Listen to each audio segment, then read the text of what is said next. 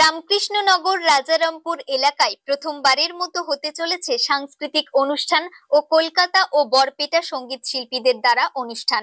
রামকৃষ্ণনগর রাজারামপুর এলাকার স্থানীয় মানুষদের উদ্যোগে সোমবার এক মন মাতানো সাংস্কৃতিক অনুষ্ঠান আয়োজন করা হয়েছে। এই সাংস্কৃতিক অনুষ্ঠানে থাকবে স্থানীয় শিল্পীরা ও কলকাতা ও বরপেটার সঙ্গীত শিল্পীরা। টিকিটের মূল্য থাকবে 100 টাকা ও 200 টাকা।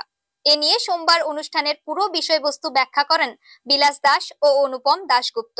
এছাড়া উপস্থিত ছিলেন ঝনু দাস, টিটু দাস, রাজেশ দাস, অমিত দাস, অর্ণব দাশগুপ্ত, কৃষ্ণ দাস, রূপু দাস, ইব্রাহিম আলী ও অন্যান্যরা।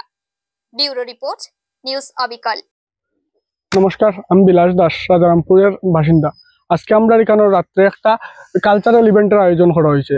এখানে কালচারাল প্রোগ্রাম হইব ফার্স্টে, তারপরে আমরা এখানে হইব কলকাতার থেকে আগত খুশবু আহমেদ আর আব্দুল মুন্না বরপেটার থেকে এইবা বিশিষ্ট শিল্পী আর নৃত্যরও আয়োজন করা হয়েছে। এখানে আমরা সবরে আহ্বান জানাই যে আমরা এখানে আইটা প্রোগ্রামটা উপভোগ করতা, আর তো সব আইতার যেরকম সুন্দর করিও এরকম দেখতা।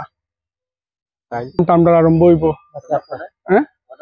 সন্ধ্যা 5টার থেকে 6টার থেকে, মানে জনসমাগম হয়ে যেত। আর তারপর তো আমরা শিল্পীরা আই যাব, আর কালচারাল প্রোগ্রাম সন্ধ্যার থেকে হয়ে যাব। আর তারা তো আইতে 6টা 7টা 8টা বাজবো, তারপর থেকে আমরা পুরো প্রোগ্রামটা স্টার্ট হয়েছে। আজকে একদিনের প্রোগ্রাম আমরা এখানে আয়োজন করা হয়েছে।